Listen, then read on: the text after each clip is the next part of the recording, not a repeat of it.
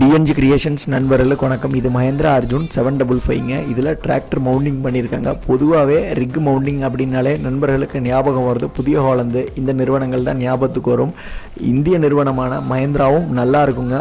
ஒரு சின்ன தகவல், உலகம் பூரா அதிகம் விற்பனையாகிற ஒரு இந்திய நிறுவனம் நம்ம மஹேந்திரா நிறுவனம் தாங்க. இந்த மவுண்டிங் எப்படின்னா உங்களுக்கு டிடிஹெச் கம்ப்ரஸர் வச்சு ஓட்ட போகிறதுனாலும் ட்ரில்லிங் பண்ணுறதுனாலும் பண்ணிக்கலாம்.